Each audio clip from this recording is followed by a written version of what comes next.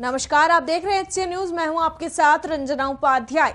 अंतर्राष्ट्रीय स्तर पर खेल की दुनिया में किस कदर भारत हमेशा ही अपना दबदबा कायम रखता है, हर कोई इससे वाकिफ है। देश के होनहार खिलाड़ी खेल के महाकुंभ में उतरने के लिए दिन रात मेहनत करते हैं।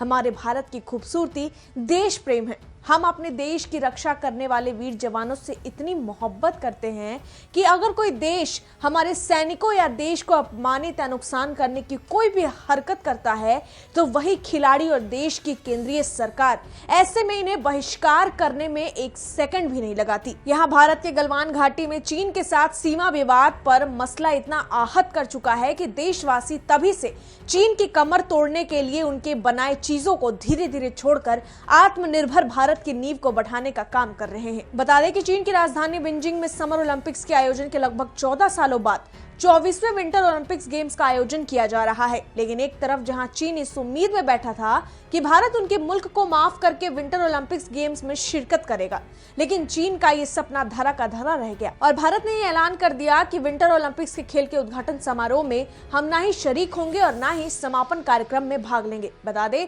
कि शीतकालीन ओलंपिक आयोजन यहाँ 4 फरवरी से लेकर 20 फरवरी तक करने की घोषणा हुई, जबकि 4 से 13 मार्च तक यहाँ शीतकालीन पैरालंपिक होंगे। ऐसे में भारत ने इसमें शिरकत करने से मना किया है तो जाहिर है देश के पास एक खास वजह है। बता दें कि बुधवार को 24वें विंटर ओलंपिक्स गेम्स में की फावाओ को खेलों की मशाल रिले में मशाल धारक के रूप में पेश किया गया, जबकि आप जानकर हैरान होंगे कि मशाल लिए की फाबाओ पीपल्स लिबरेशन आर्मी के रेजिमेंट कमांडर हैं, जो पूर्वी लद्दाख की गलवान घाटी में भारतीय सैनिकों के साथ हुए झड़प में घायल हुए थे। 15 जून 2020 को गलवान घाटी में चीन की उपस्थिति को लेकर पूर्वी लद्दाख में सीमा विवाद बढ़ गया था।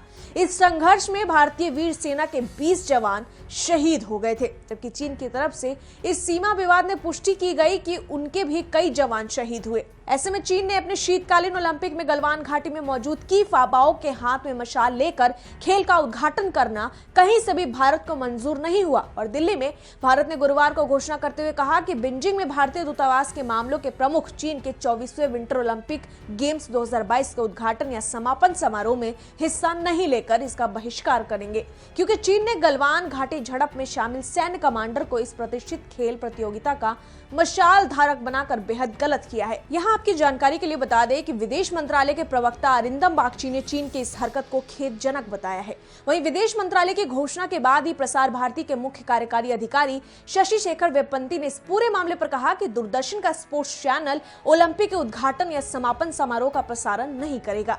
यहाँ चीन की राजधानी बीजिंग के खेल समारोह को लेकर आधिकारिक रूप से पुष्टि हो चुकी है कि भारतीय दूतावास या शीर्ष राजनयिक से कोई भी इस समारोह में हिस्सा नहीं लेंगे। फिलहाल इस रिपोर्ट में इतना ही। आपको हमारी खबर कैसी लगी हमें कमेंट सेक्शन में जरूर बताएं और देखते रहिए एचसी न्यूज। धन्यवाद।